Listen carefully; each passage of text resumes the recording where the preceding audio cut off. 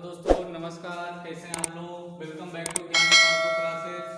चलिए आज देखते हैं अलंकार का भाग 3, जिसमें हम पढ़ेंगे पहला रूपक अलंकार। तो रूपक अलंकार क्या होता है, जहां ध्यान दीजिएगा इंपॉर्टेंट पॉइंट्स में गिना जाएगा कि जहां जहां उपमेय में उपमान का क्या दिया जाए, रूप दिया जाए, उसे क्या कहते हैं। जहां उपमेय में उपमान का रूप दिया जाए उसे हम रूपक अलंकार कहते हैं। या आप समझ लें कि जहां पर एक वस्तु की तुलना एक वस्तु में समानता होते हुए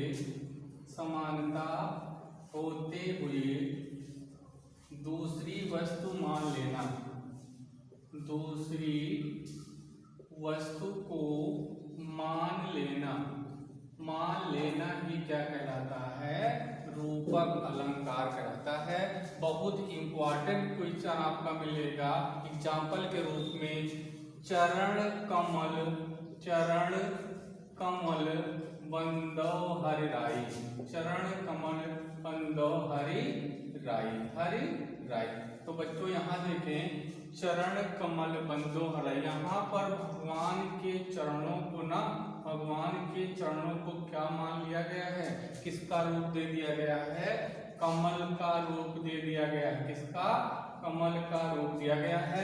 तो बहुत इंपॉर्टेंट है, आपसे बार बार परीक्षा में पूछा गया है कि चरण कमल बंदो हराई में कौन सा अलंकार है। तो क्या बताएंगे बच्चों आप, रूपक अलंकार। और दूसरा आपका क्या है, समय सिंधु चंचल है भारी। क्या है, चंचल है भारी। यहाँ ध्यान दें, समय की बात, सिंधु की बात करते हैं और चंचलता की बात करते हैं। एक दूसरे का रूप दे दिया गया है।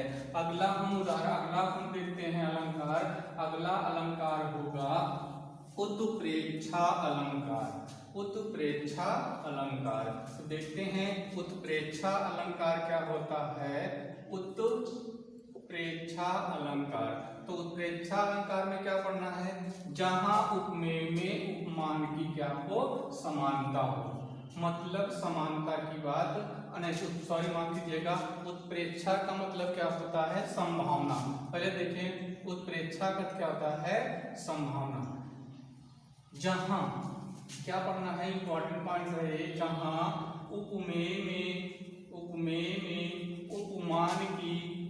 उपमान की क्या हो, संभावना हो, वहां कौन सा अलंकार होता है, उत्प्रेक्षा अलंकार होता है। मतलब जहां उपमेय में उपमान की क्या हो, संभावना हो, वहां क्या होता है, उत्प्रेक्षा अलंकार। और इसकी बहुत बढ़िया पहचान आप सीखोगे।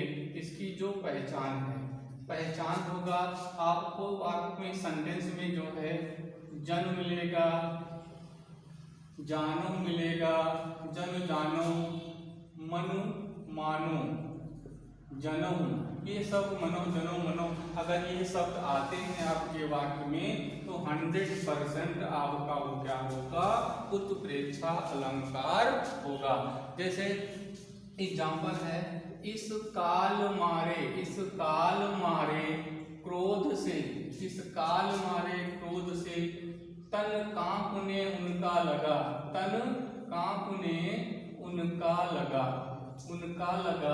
मानो हवा के जोर से सोता हुआ सागर जगा। ध्यान से बच्चों, तो यहाँ पर हमने कहा यदि हमारे सेंटेंस में, हमारे वाक्य में जन जानो, मन मानो, मनो जनो मनो, ये शब्द हमको मिलते हैं तो वो क्या होते हैं, उत्प्रेक्षा अलंकार के। अब इस सेंटेंस में देखो, कहीं में से कोई एक शब्द मिला है, मानो। इस काल मारे क्रोध से तन कांपने उनका लगा, मानो हवा के जोर से सोता हुआ सागर जगा। आइए अगला एग्जाम्पल देखते हैं। जो अगला एग्जाम्पल है वो क्या है, नभ में 9 नक्षत्र जड़े हैं। नभ में 9 नक्षत्र जड़े हैं मोती मानो। देखो वही की मिला, नभ में 9 नक्षत्र जड़े हैं मोती मानो। तो कौन सा अलंकार होगा? उत्प्रेक्षा अलंकार होगा। आइए देखते हैं अगला अलंकार क्या पढ़ना है हमको। देखते बच्चों अतिशयोक्त अलंकार। अब बच्चों यहाँ पर देखना अतिशयोक्त का अर्थ क्या होता है?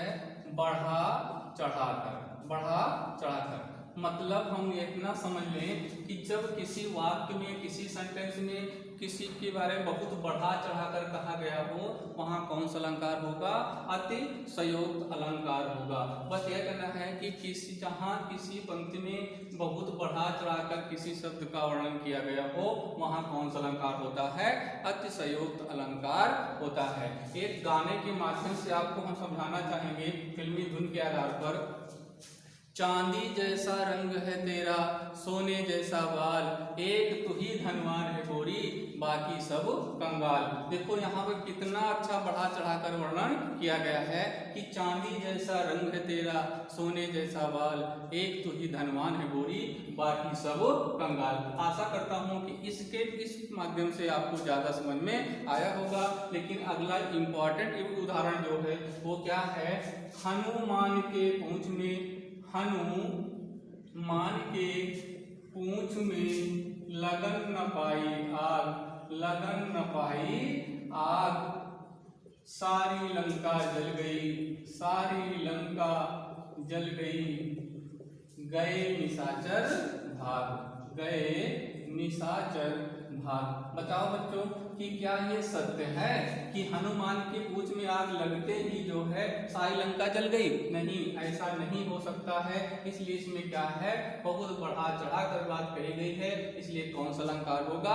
अतिशयोक्त अलंकार। दूसरा उदाहरण आप देखो, आहुत सी गिर चढ़ी चिता पर, आहुत सी गिर चढ़ी चिता पर, चिता पर चमक उठी, चमक उठी ज्वाला सी, ज्वाला सी। बताओ कोई लाश है? आहुत सी गिर चढ़ी चिता पर चमक उठी। क्या लाश को चिता पर रखते ही वो पूरा बबक से जल जाती है? नहीं। इसलिए कौन सा बढ़ा चढ़ाकर कहा गया है? कौन सा अलंकार होगा? अतिशयोक्त अलंकार होगा। तीसरा उदाहरण देखते हैं, बहुत इंपॉर्टेंट है। आगे नदियां पड़ी अपार, आगे नदियां पड़ी अपार, घोड़ा कैसे उतरे पार, घोड़ा, घोड़ा कैसे उतरे पार। ध्यान दीजिएगा, आगे नदियां पड़ी अपार, घोड़ा कैसे उतरे पार। राणा ने सोचा इस पार, तब तक चेतक था उस पार, था उस पार। ध्यान दे बच्चों, देखिए कह रहा है आगे नदियां पड़ी अपार, घोड़ा कैसे उतरे पार, राणा ने सोचा इस पार, तब तक चेतक था उस पार। कितना बढ़ा चढ़ा कर कहा गया है कि आगे बहुत बड़ी सी नदी है, अपार है, जिसको पार करना मुश्किल है, और कह रहे हैं घोड़ा कैसे उतरे पार। उतने में ही राणा इस बार सोच ही रहे थे कि तब तक राणा प्रताप के घोड़े का क्या नाम था? चेतक नाम था, और उसने क्या कर दिया? नदी को पार कर दिया। बताओ बच्चों, बढ़ा चढ़ाकर कहा गया है कि नहीं कहा गया है? 100% कौन सा अलंकार? अतिशयोक्त अलंकार। अगले अलंकार पर आते हैं तो देखते हैं बच्चों, भ्रांतिमान अलंकार। भ्रांतिमान अलंकार क्या है? भ्रांति मतलब क्या होता है? भ्रम। मतलब भ्रम का मतलब होता है सादृश्यता के कारण। किसके कारण? सादृश्यता, सादृश्यता के कारण, दृश्यता मतलब समानता के कारण। जब एक वस्तु को हम क्या मान लें? दूसरी वस्तु मान लें, मुझे भ्रम हो जाए, तो वहां कौन सा अलंकार होता है? भ्रांतिमान अलंकार होता है। तो देखें, उदाहरण देखते हैं। जान श्याम घन श्याम को, जान श्याम घन श्याम को, नाच उठे वन मोर। क्या है बच्चों? नाच उठे वन मोर। मतलब क्या कह रहा है कि जान श्याम घन श्याम को, मतलब हमारे जो कि उन्होंने श्री कृष्ण भगवान को देखा और वो क्या समझ बैठे कि हमारे आकाश में बादल छा गए हैं और मोर क्या करने लगे, डांसिंग अर्थात नाचना शुरू कर दिए। तो बोलो कि बादल को देखकर, श्री कृष्ण भगवान को देख करके मोर क्या समझ बैठे कि बादल छा गए हैं। तो क्या है, भ्रम हो गया उनको। दूसरा है एग्जाम्पल है, फिरत घरन नूतन पथिक चले चकित चित्त भाग, चले चकित चित्त भाग। और फूल्यों देख बना पलाश बन, फूल्यों देखी पलाश बन। फिरत घरन नूतन पथिक चले चिकित्सित भाग, फूल्यों देख पलाश बन। समूह समुझ जब दवाग्नि, समूह समुझ दवाग्नि। ध्यान दीजिएगा बच्चों, यहाँ क्या कह रहा है कि फिरत घरन नूतन पथिक चले चकित भाग, और फूल्यों देख पलाश बन, समूह समुझ दवाग्नि। अर्थात इसका मतलब अर्थ क्या होगा कि एक राही था, पथिक था, वो क्या अपने रास्ते पर जा रहा था और चले चकित चितवाग, क्या देख कर को वहागा, फूल्यों देख पलाश बन। पलाश मतलब जिसको आप आज छूल किसकी बात कर रहे हैं, छूल के पेड़ की बात कर रहे हैं, जो आपके उत्तर प्रदेश का राजकीय पुष्प है। कौन सा है, पलाश है। तो जंगल में पथिक ने क्या देखा कि पलाश के फूल को देखा और क्या समझ बैठे कि जंगल में क्या लगी हुई है, आग। दवाग मतलब होता है वाक्यांश के लिए एक शब्द, जंगल में लगी आग। अर्थात पथिक जो था वो क्या समझा कि जंगल में आग लगी हुई है, इसलिए वो भाग गया, रास्ते को छोड़कर भाग गया। अगला एग्जाम्पल, अगले अलंकार पर आते हैं बच्चों, ध्यान देते हैं। तो देखते हैं बच्चों, विरोधाभास अलंकार। विरोधाभास का संविच्छेद क्या होगा, विरोध प्लस आभास। मतलब क्या कह रहा है, विरोध प्लस आभास। जहां विरोध ना होते हुए भी विरोध का क्या किया जाए, आभास किया जाए। क्या कह रहा है विरोधाभास अलंकार, जहां विरोध ना होते हुए भी विरोध का क्या हो, मुझे आभास हो, वहां कौन सा अलंकार होता है, विरोधाभास अलंकार होता है।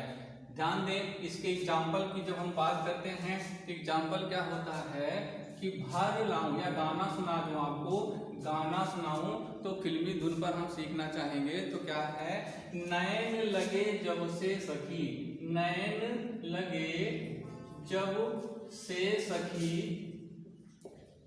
नैन लगे जब से सखी, तब नैन लगे जब से सखी, तब से लगत ना नैन, लगत ना नैन। ध्यान दें, तो यहाँ पर क्या कह रहा है कि एक लड़की है, अपनी सहेली से क्या कहती है कि हे सखी, हमें उनसे जब से क्या हो गया, प्यार हो गया, या हमारे आंखें लगी हैं, तब से मुझे नींद नहीं आती। क्या ऐसा उचित है, नहीं। तो विरोध ना होते हुए भी मुझे विरोध का आभास हो रहा है। दूसरा एग्जाम्पल हम देखेंगे, तो दूसरा कारण है कि भर लाऊं सीपी में सागर, भर लाऊं सीपी में सागर। बताओ बच्चों, क्या कोई ऐसा बंदा है जो सीपी मतलब एक सीप में किसको भर सकता है, सागर को भर सकता है? तो नहीं भर सकता है। इसलिए जो है यहाँ पर कौन सा अलंकार होगा, विरोधाभास अलंकार होगा।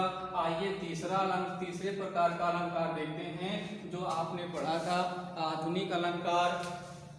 आपने पढ़ा था आधुनिक अलंकार, पाश्चात्य अलंकार, पाश्चात्य या कौन सा उभया अलंकार आपने पढ़ा है, उभया अलंकार आपने पढ़ा है।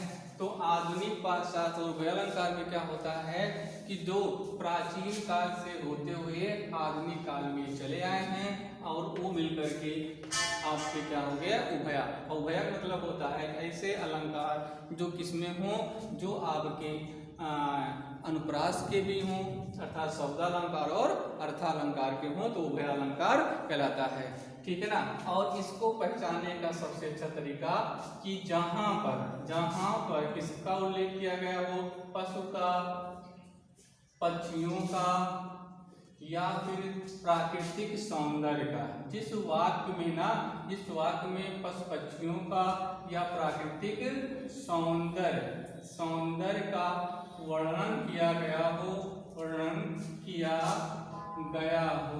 वहाँ कौन सा अलंकार होगा?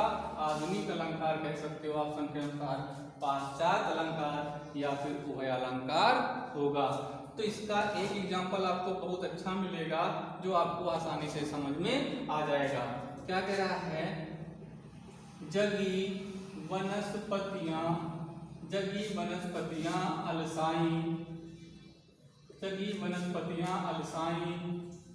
मुख धोती शीतल जल से। क्या है? मुख धोती शीतल जल से। तो ध्यान दीजिए। तो यहाँ क्या है? जगी वर्ग। देखिए यहाँ पर हमारे प्राकृतिक सौंदर्य का उल्लेख किया गया है और क्या कह रहा है? शीतल जल का प्राकृतिक सौंदर्य का उल्लेख किया गया है। इसलिए बच्चों यहाँ कौन सा अलंकार होगा? आधुनिक अलंकार, पाश्चात्य या उभय अलंकार होगा। आशा करता हूँ कि आज का वीडियो आपको और अच्छा लगा होगा और अच्छा कोशिश करूँगा कि मैं आपको और अच्छा लगे। और आज आपका अलंकार का सभी पाठ हमने खत्म कर दिया है जो आने वाली सभी परीक्षाओं में बहुत पूर्ण भूमिका निभाने वाली बच्चों। तो थोड़ा मेरे अनुसार परिभाषा प्लस एग्जाम्पल ध्यान से पढ़ लीजिएगा। Thanks for watching my video.